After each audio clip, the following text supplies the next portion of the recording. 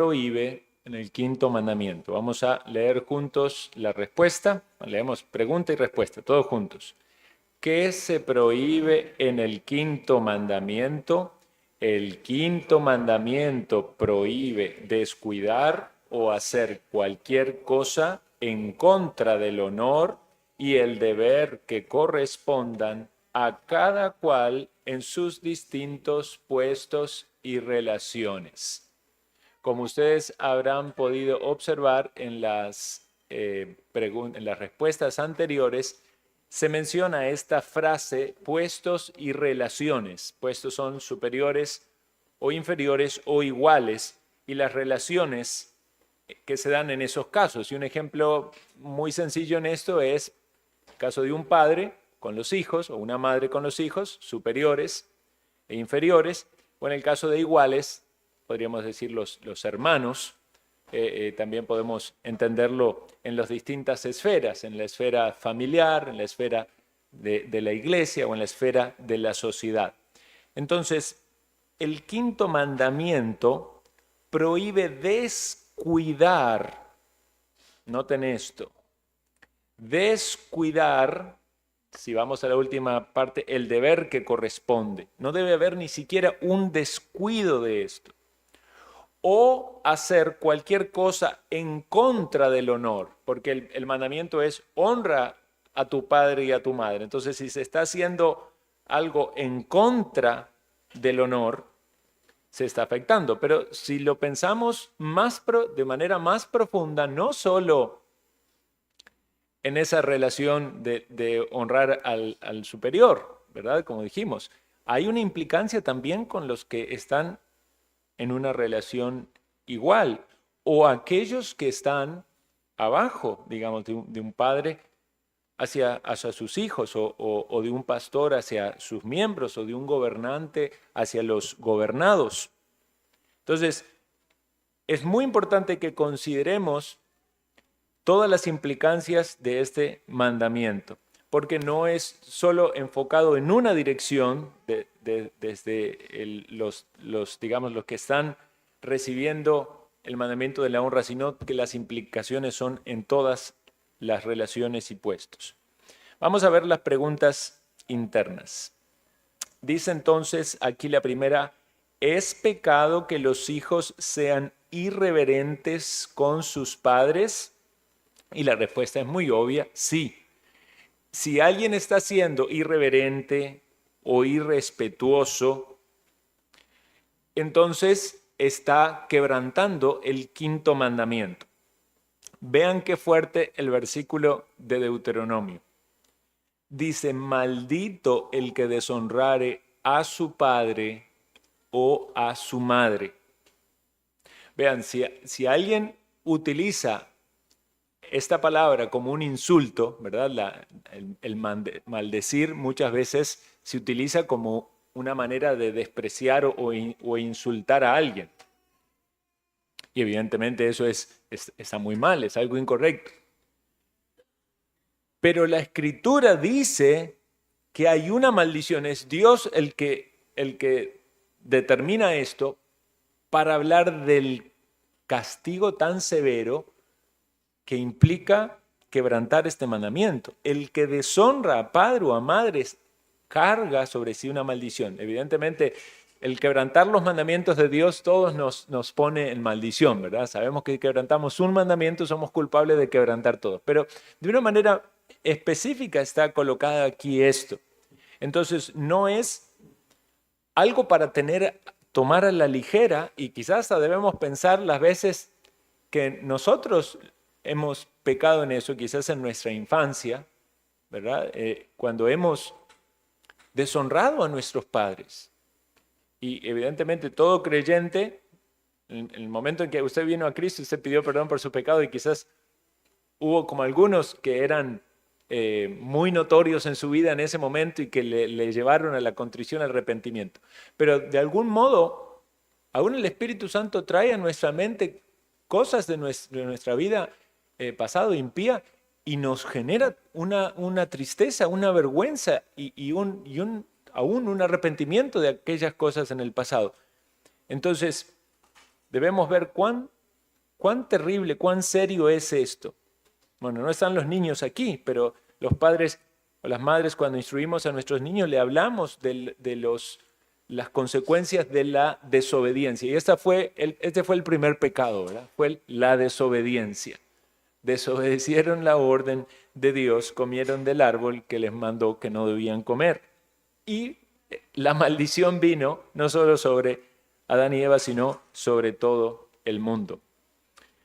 Dice, ¿es pecado que los hijos sean desobedientes a sus padres? Sí. Dice, al ojo que escarnece a su padre y menosprecia la enseñanza de su madre, los cuervos de la cañada lo saquen y lo devoren los hijos del águila. Proverbios 30, 17. Otro versículo bien fuerte, ¿verdad? Vean lo que tendría que pasarle a aquellos que son desobedientes a los padres. Aquí lo menciona con esta palabra, escarnecer, ¿verdad? Provocar, ¿verdad? Los escarnecedores, habla la Biblia, los que provocan, los que causan aflicción en el otro, agonía en el otro, los que se burlan. Muchos escarnecedores son citados, ¿verdad? En los salmos, algunos hasta en referencia, por ejemplo, a lo que hacían con Jesús cuando se burlaban de él cuando estaba en la cruz. Algo terrible, pero qué terrible, si bien es terrible en cualquier momento en la experiencia del ser humano, pero qué terrible es cuando se da en una relación familiar, digamos, de un hijo con sus padres,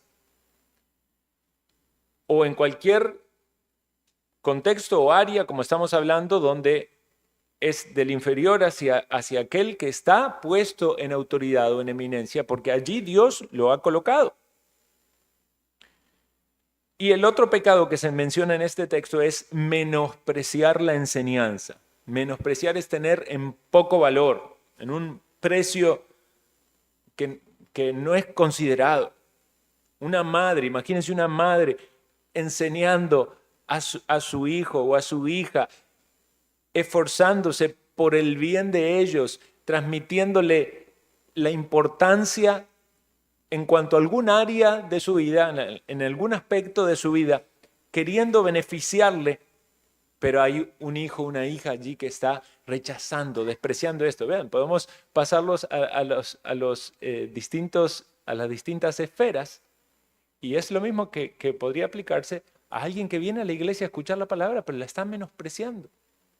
Entonces, las consecuencias que vienen sobre esto, aquí caracterizado por estos animales, estas aves de rapiña, ¿verdad? Que no nos hacen pensar de ningún modo en una experiencia agradable, es un castigo, es una consecuencia del pecado.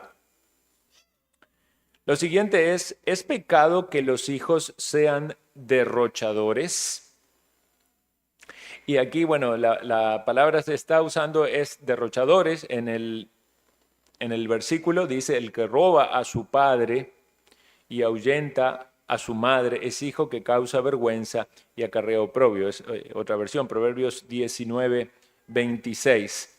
Pero la idea es que malgasta lo que sus padres le dan o lo que es de sus padres. Nos puede venir a la mente, ¿verdad?, la historia del hijo pródigo, ¿verdad?, que pide los bienes, pide la parte que le corresponde, pero luego se va y la malgasta, la derrocha. O aquellos que estando en el hogar actúan en contra o en perjuicio de su propia familia. Vea, para ponerlo aún en ejemplos muy sencillos o prácticos, los padres con gran esfuerzo consiguen todos los recursos para el hogar y compran los alimentos y los ponen sobre la mesa. Una mamá se esfuerza y cocina para que los hijos se alimenten bien. Pero ¿qué pasa cuando los hijos derrochan la comida o botan la comida o ¿verdad?, se sirven, la toman todas con las manos, después dicen no quiero más? Eso causa, ¿verdad?, un cierto dolor, una cierta indignación en los padres, porque el padre o la madre es consciente de todo lo que eso implicó, el esfuerzo que implicó, ¿verdad? Entonces, el malgastar las cosas, el no valorarlas, ¿verdad? Aquellos que se crían con ciertas comodidades o ciertas ventajas materiales en la vida, y si los padres no son diligentes en enseñarles el valor de las cosas, posiblemente entonces van a ser despilfarradores, van a ser personas que gastan sin medir los recursos que tienen, no van a aprender de una buena administración de las cosas. Pero cuanto más cuando va en perjuicio de sus padres, no están siguiendo la enseñanza, quizás los padres, la madre están pensando, ¿verdad? Y le están instruyendo, le están enseñando a ser buenos mayordomos, a administrar bien las cosas, pero los hijos no ponen atención a eso, entonces van a causar vergüenza, pero van a acarrear para sí oprobio. Entonces Dios dice con claridad que el pecado tiene consecuencias. Ciertamente el libro de Proverbios, en muchos casos hay frases, sentencias gramaticales, ¿verdad? Que no debemos tomarlo como promesas, como que específicamente así van a ser siempre, pero son generalidades de sabiduría, ¿verdad? Porque alguien puede decir, bueno, yo conozco tal persona de que era un derrochador y sin embargo ahora tiene muchos recursos. Bueno, no significa que siempre va a ser así, pero es la sabiduría en sentido general. Y ciertamente esto es la palabra de Dios inspirada para nuestra edificación, para nuestro bien. Entonces, aún nosotros los adultos también debemos pensar si somos derrochadores o si malgastamos los recursos que Dios nos da, porque también llevamos vergüenza a nuestro Padre Celestial. La siguiente pregunta dice, ¿es pecado que los hijos sean incorregibles? La respuesta es sí, y el texto que se da aquí de referencia es acerca de la historia de Elí con sus hijos. ¿Se acuerdan que Elí obviamente estaba en el sacerdocio y cumplía una función muy importante, pero quizás no hizo una tarea tan buena instruyendo a sus hijos acerca de los caminos del Señor y la vida piadosa, y evidentemente ellos estaban también en el sacerdocio, porque el sacerdocio, ¿verdad?, era hereditario, eran llamados a ese oficio. Pero lo que vemos allí muy triste es que ya había llegado a oídos de todo el pueblo las cosas impías que ellos hacían. Eran hombres inmorales, practicaban la inmoralidad, era notorio al pueblo, y además robaban de las cosas sagradas, porque robaban de las ofrendas, y era visible, era algo muy claro para todos, porque tomaban de las cosas que la gente llevaba para el sacrificio, para la ofrenda, y si la gente no quería darle, decir, lo vamos a tomar por la fuerza. Eran bien intrépidos para el mal.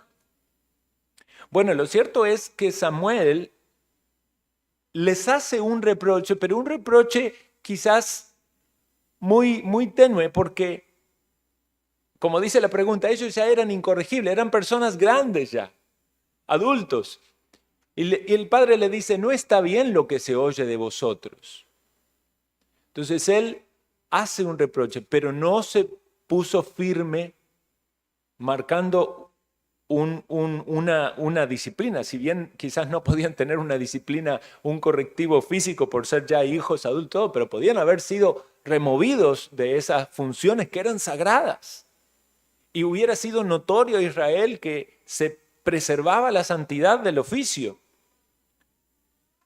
Sin embargo, aún en ese tenue reproche, dice, ellos no oyeron la voz de su padre y él no actuó más. Vean, los padres no podemos, padres o madres, me refiero a los padres, ¿verdad? Como grupo, nosotros no podemos hacer que nuestros hijos se conviertan a la fuerza, es una realidad. Pero sí somos llamados por Dios a poner límites y a corregirles y a no permitir que ellos permanezcan en una desobediencia, lo cual es rebeldía, por lo menos en tanto y en cuanto están bajo nuestro cuidado, están bajo nuestro techo. Ahora, obviamente, si un hijo ya adulto sale del hogar, ¿verdad? Quizás usted solo va a poder emitir las advertencias y las acusaciones con la palabra del Señor acerca de las consecuencias de los malos caminos, a no ser que sea en algún campo donde también usted tiene autoridad y puede, en el ejercicio de esa autoridad, marcar un freno a ese pecado. Pero entonces sí tenemos que hacer una gran tarea en tanto y en cuanto Dios nos concede autoridad en sus vidas mientras ellos están a nuestro cuidado. Entonces no puede haber hijos incorregibles en un hogar cristiano. O sea, tienen que ser corregibles porque si no los padres no están haciendo la tarea. Puede haber hijos difíciles, puede haber dificultades, pero no puede haber hijos incorregibles. Quizás incorregible sea ya cuando sale del marco de autoridad o del ambiente del cuidado paternal. Dice la siguiente pregunta: ¿es pecado que los padres no amen a sus hijos? Sí, es pecado. En Romanos nos habla de personas sin afecto natural. Vean, aún entre los impíos hay un afecto natural por sus hijos. Puede ser quizás la persona más malvada, pero generalmente ama a los suyos, a sus hijos. Hay muchos casos de personas que han vivido en grandes pecados, gente muy inmoral o gente viciosa o gente que ha hecho incluso hasta crímenes terribles, ¿verdad? Nazis que participaron en la matanza de un montón de gente, pero tenían a su esposa, tenían a sus hijos, les amaban, les daban sus cuidados. Entonces, por eso hablamos de algo sin afecto natural. Uno lo ve hasta en los animales. Los animales, en su mayoría, sabemos que hay algunos ejemplos, ¿verdad? Opuestos, pero en su mayoría cuidan de sus hijos. Entonces, cuando habla sin afecto natural, esos padres que no aman a sus hijos, que no se preocupan por ellos, hombres que dejan a la mujer con los hijos y se van, o mujeres que quieren abortar a los hijos antes de nacer, o hombres o mujeres que tienen a sus hijos, pero están tan metidos en sus mundos, en sus problemas, en sus cosas, que no le importa si el chiquito se cría solo, si está, lo único que está ahí en la escuela, en el kinder, en la escuela, en donde sea, la señora que limpia, pero ellos no están para ellos, viven para sí mismos. Esto es pecado. Si tienen hijos, Dios le da hijos, deben no solamente proveerles, no solamente cuidarlos, deben amarlos. Deben amarles.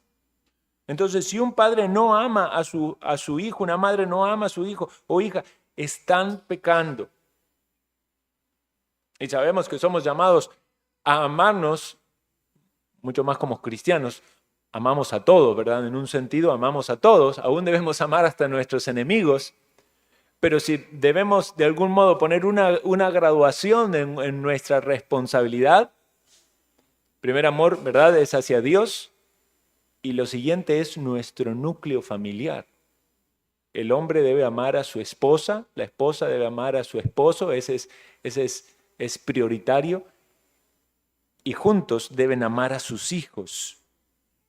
Y no hay nada más maravilloso que ver padres que aman a sus hijos, hijos que reciben el amor de sus padres. De algún modo se está reflejando allí algo que Dios hace con sus hijos, nos ama, nos cuida, nos provee.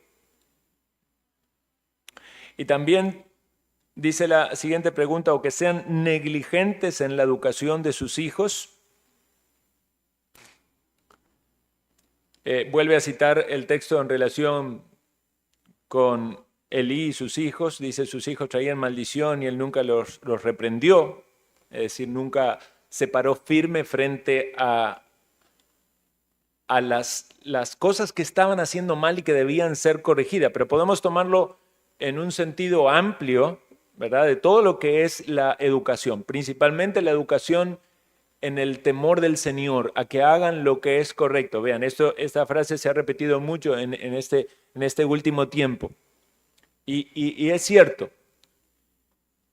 muchos padres mandan a sus hijos a las escuelas del mundo para que se eduquen en Egipto, para que reciban la enseñanza de Faraón, y después lo traen a la escuelita dominical para que le enseñen la Biblia, pensando de que con esos 20 minutos de escuelita dominical ya es suficiente para limpiar todo lo que el mundo cargó en su mente. Entonces, lo que debemos entender es que el principio y la enseñanza bíblica no es, Dios no manda a los estados o a los gobiernos a educar a los niños de esa nación. El principio es a los padres. Nosotros somos los responsables de la educación de nuestros hijos. Y usted después podrá decir, bueno, si esa educación es en cuanto a qué conocimiento se refiere, pero en todo sentido, los responsables son los padres. Entonces, los padres cristianos evidentemente van a poner en prioridad la educación acerca de Dios, de su palabra, del evangelio, de los mandamientos. Y no estamos diciendo que esto no sea necesario otro tipo de educación o capacitación para este mundo, porque ciertamente lo es, en las matemáticas, en las letras, en la escritura, en la ciencia, todo lo que sea bueno aprender. Los padres determinarán cuál será el método, la forma para que ellos sean instruidos y enseñados, pero cuidado de no estar siendo negligentes en que ellos se formen en lo que Dios quiere. Si leemos Deuteronomio, capítulo 6, vemos claramente que el mandato es a los padres de instruir con la palabra de Dios, de repetir la palabra de Dios y de buscar el bien de ellos para el desarrollo de ellos a lo largo de toda su vida. Si nosotros no lo hacemos, si somos negligentes en eso, estamos perjudicando sus vidas. Dice la siguiente pregunta, ¿es pecado que los inferiores sean ásperos y desleales para con sus superiores? La respuesta es sí. Piensen que esta manera de expresarse, cómo nos confronta en muchas circunstancias de nuestra vida donde quizás quisimos de algún modo justificar nuestro actuar o nuestro accionar para con nuestros superiores. Puede haber incluso quizás a veces una obediencia exterior, ¿verdad? Pero apretando los dientes o con un corazón que rechaza esa autoridad. Pero cuando hay incluso esa asperidad, cuando los niños hablan a sus padres, a sus madres de una manera áspera, de una manera confrontadora, de una manera que les desafía, eso es pecado.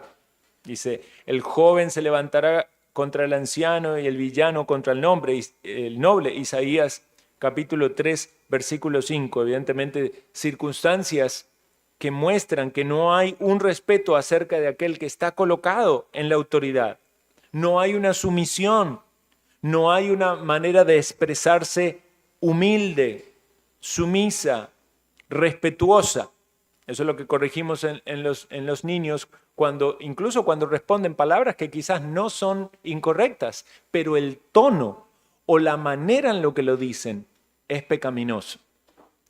Entonces debemos trabajar como padres en la instrucción de nuestros hijos, no solamente en una obediencia externa, sino en la actitud, porque estamos formando su carácter.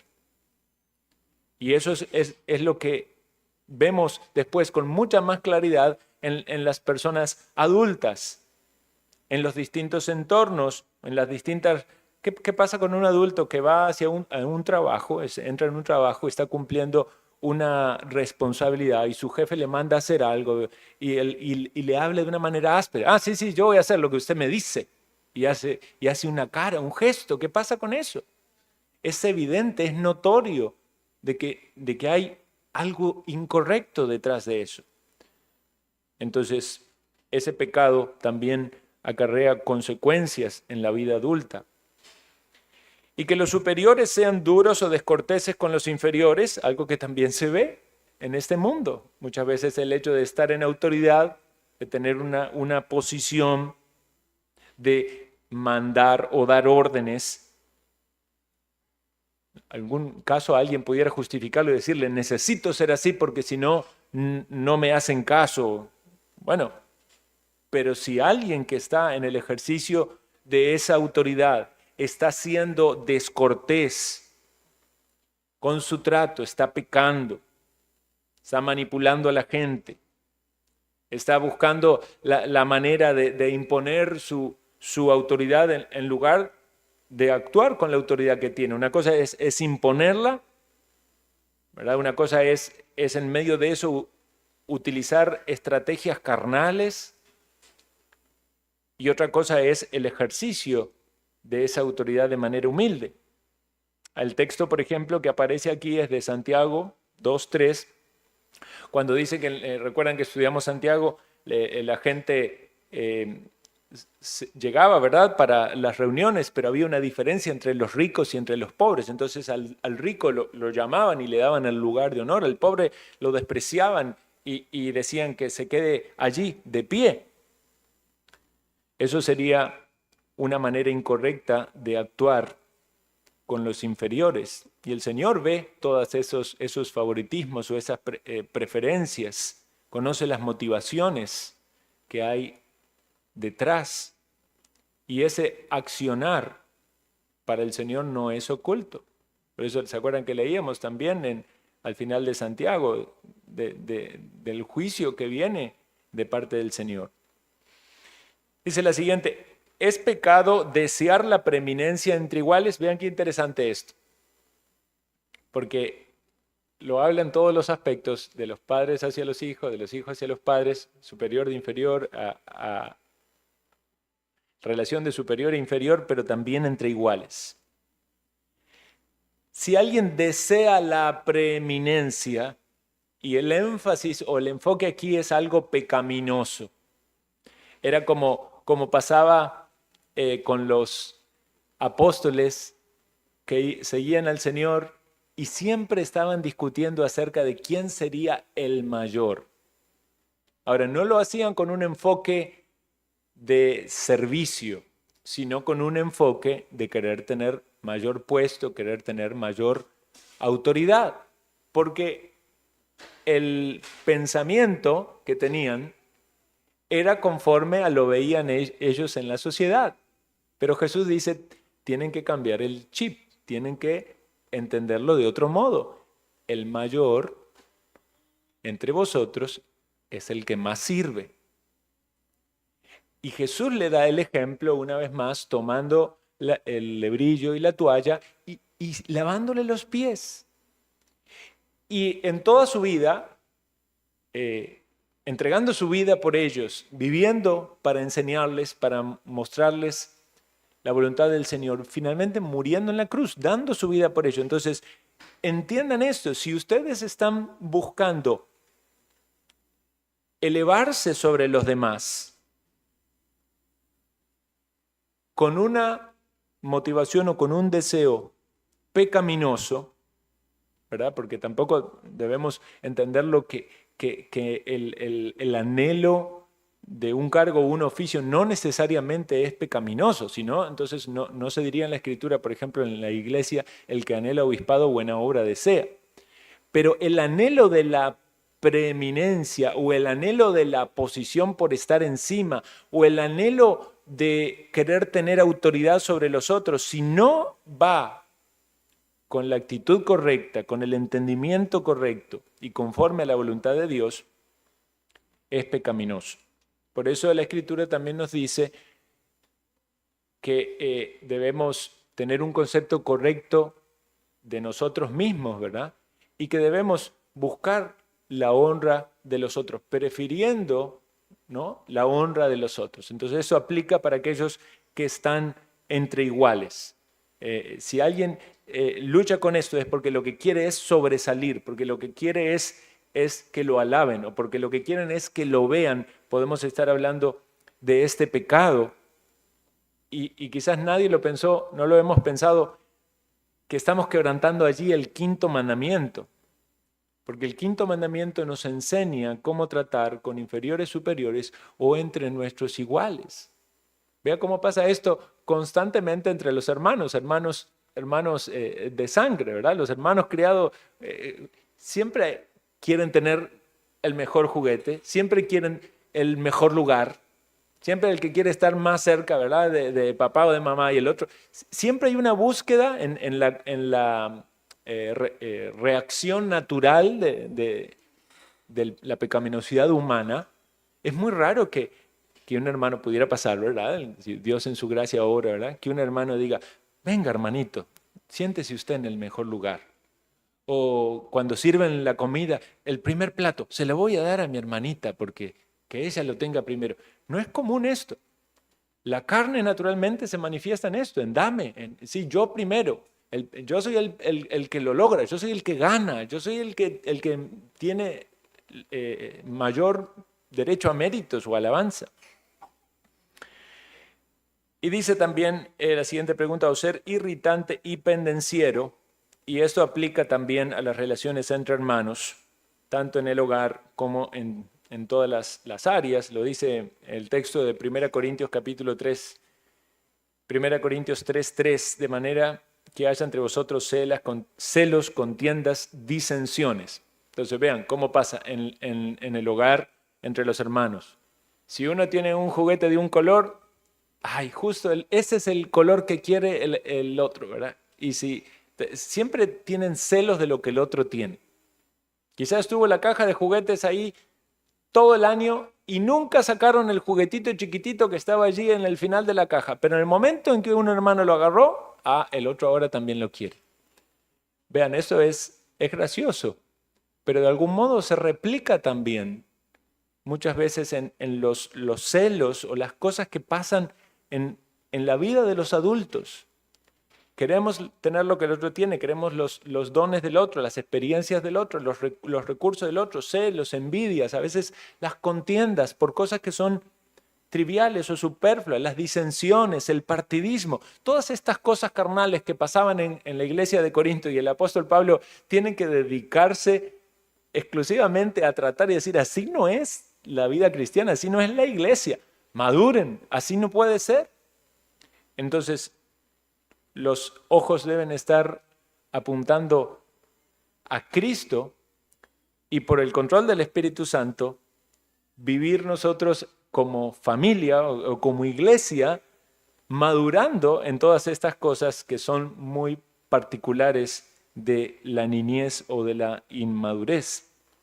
Entonces veamos cómo este quinto mandamiento nos ayuda en nuestro crecimiento espiritual y nos confronta con aquellas cosas de necesidad de cambios en nuestra vida. Vamos a finalizar repitiendo la pregunta y la respuesta. Creo que está el inicio, hermano. Ahí. Ajá. Todos juntos. ¿Qué se prohíbe en el quinto mandamiento? El quinto mandamiento prohíbe descuidar o hacer cualquier cosa en contra del honor y el deber que corresponden a cada cual en sus distintos puestos y relaciones. Amén. Que el Señor sea glorificado. Vamos a pasar al receso.